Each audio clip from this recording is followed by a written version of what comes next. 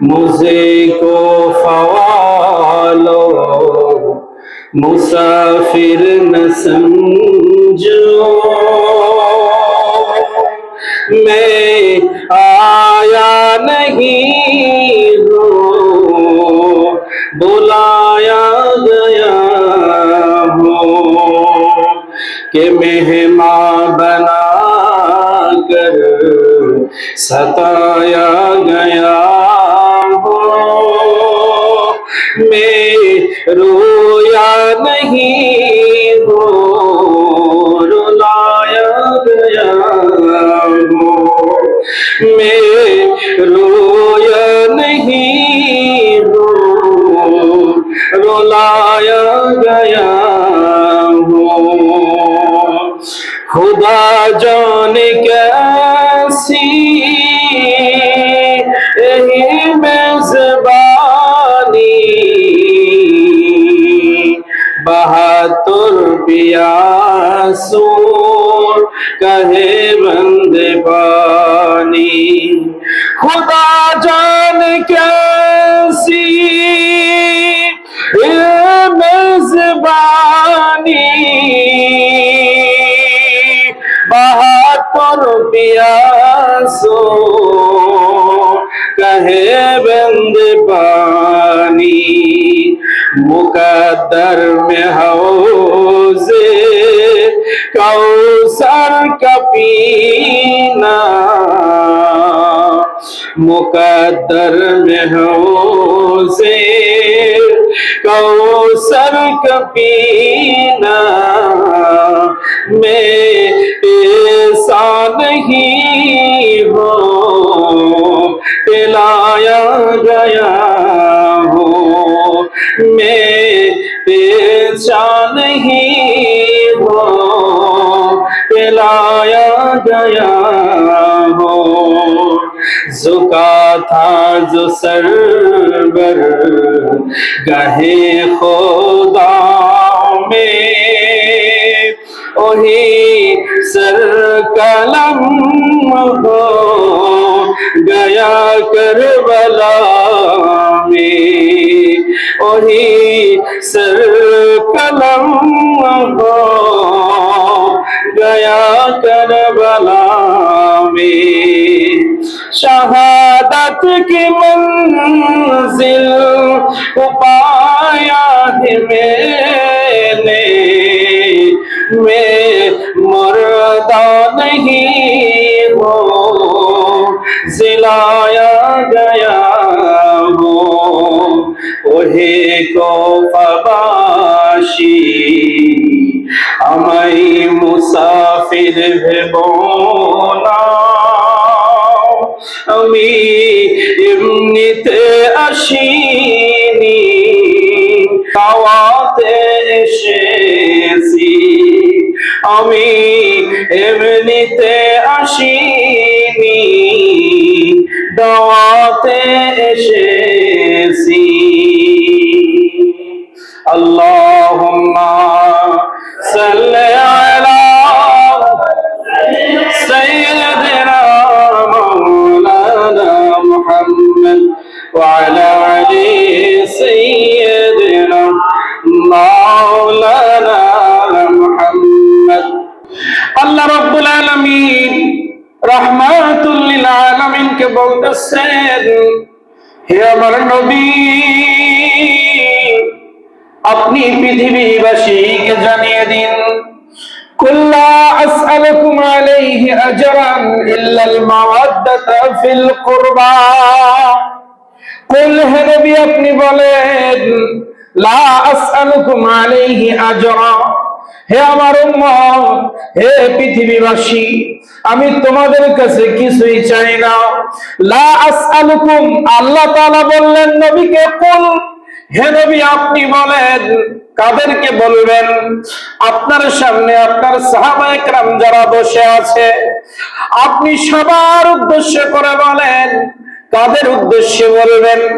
যারা আমি আল্লাহ আমাকে মেনে নিয়েছে, আপনি নবী আপনাকে মেনে নিয়েছে, যারা আমার বান্দা যারা আমি আল্লাহ আমাকে মেনে নিয়েছে, যারা আপনি নবী আপনার রিসালাতকে মেনে নিয়েছে, এই ব্যক্তিদেরকে আপনি বলুন, কুল আপনি বলুন, লা আসআলুকুম, হে আল্লাহর বান্দা, হে আমার সাহাবীগণ, যারা আমার রিসালাতকে তোমরা মেনে নিয়েছো, যারা আল্লাহর উপরে ঈমান এনেছো, আমার সাহাবীরা তোমরা শোনো, লা আসআলুকুম, আমি তোমাদের কাছে কিছুই চাই না। লা আসআলুকুম, আমি কিছুই চাই না। কি চাই না? রাসূল কারীম সাল্লাল্লাহু আলাইহি ওয়াসাল্লামকে আল্লাহ তাআলা বলতে বললেন, আপনি উহুদে দন্দন মোবারক শহীদ করেছেন ইসলামের জন্য, উম্মতের জন্য আপনি দন্দন মোবারক শহীদ করেছেন, আপনি উম্মতের জন্য না খেয়ে থেকেছেন, আপনি উম্মতের জন্য কাফেরদের গালি শুনেছেন, আপনি উম্মতের জন্য দুনিয়া অনেক কষ্ট করেছেন। এই কষ্টের বিনিময়ে আপনি আপনার উম্মতদেরকে কাছে আপনি কিছুই চান না, এটা বলেন। আমার নবী বললেন, লা আসআলুকুম, আমি তোমাদেরকে জান্নাতে নেওয়ার জন্য, আমি তোমাদেরকে ঈমানদার বানানোর জন্য, আমি তোমাদের সুপারিশ করার জন্য দুনিয়ায় এত কষ্ট করেছি, এর বিনিময়ে এক বিঘা জমি তোমাদের কাছে চাই না, এক দিরহাম পয়সা তোমাদের কাছে চাই না, আমি তোমাদের কাছে এর বিনিময়ে কোনো অর্থ চাই না, কোনো টাকা চাই না, কোনো জমি জায়গা চাই না। আমি একটা জিনিস তোমাদের কাছে চাই, লা আসআলুকুম আলাইহি আজরান ইল্লাল মাওয়াদ্দাতা ফিল কুরবা। লা আসআলুকুম আলাইহি আজরান, আজরান মানে প্রতিদান, বিনিময়ে। কোরআন মাজিদের আয়াত।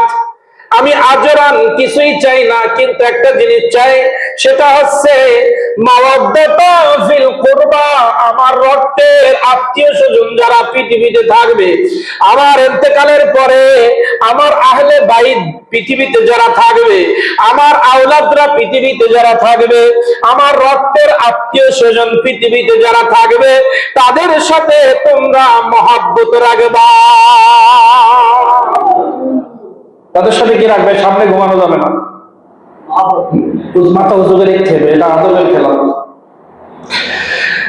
তাহলে ঘুম আসলে বাইরে যেতে হবে।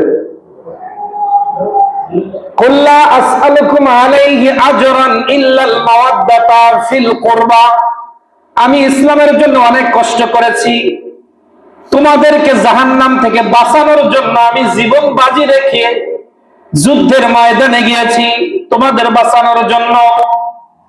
এর বিনিময়ে তোমাদের কাছে আমি কিছুই চাই না, কিন্তু আমি তোমাদের কাছে চাই, আমার ইন্তেকালের পরে কিয়ামত পর্যন্ত তোমরা যারা বেঁচে থাকবা, তোমাদের পূর্বপুরুষ, তোমাদের সন্তান, তার সন্তান, এইভাবে কিয়ামত পর্যন্ত আমার উম্মত যারা আসবে, তাদের কাছে আমার একটাই চাওয়া, আমার আহলে বাইতের সাথে যেন কেউ বেয়াদবি না করে।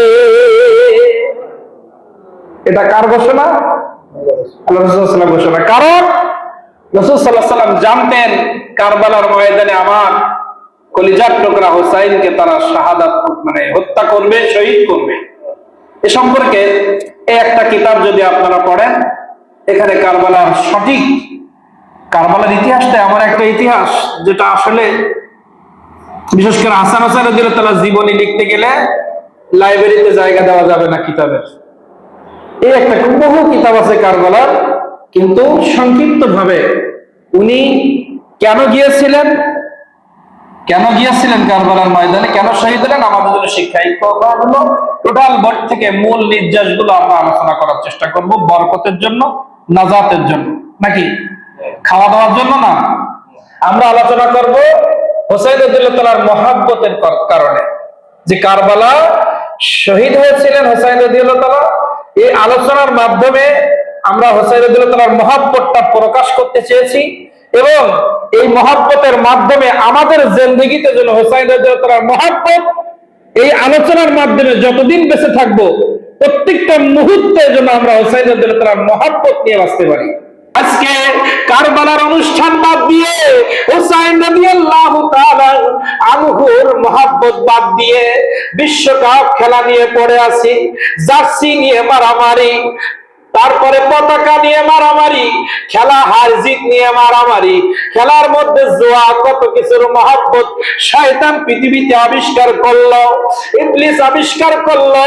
কিন্তু এদের মহব্বত করে কিয়ামতের মাঠে জান্নাতের সামনে একটু মেসিকে পাওয়া যাবে না, অস্ট্রেলিয়াকে, কানাডাকে পাওয়া যাবে না, আর্জেন্টিনাকে পাওয়া যাবে না, ব্রাজিলের কোন প্লেয়ারকে পাওয়া যাবে না।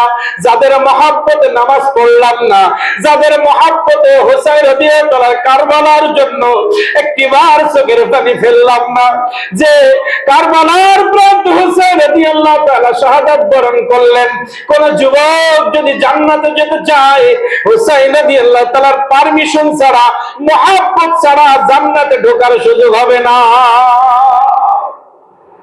কোন সুযোগ নাই। সাবধান, মহিলারা জান্নাতে যাবে, মা ফাতেমার মহব্বত নাই, মা ফাতেমার কাছে যাবে মহিলাদের জান্নাতে যাওয়ার চাবিকাঠি। হাসান হোসেনের কাছে থাকবে যুবকদের চাবিকাঠি। আমাদের দাড়ি ভাঙা মুরব্বীদের জন্য আমার রহমাতুল্লিল আলামিন আছে, কি আছে?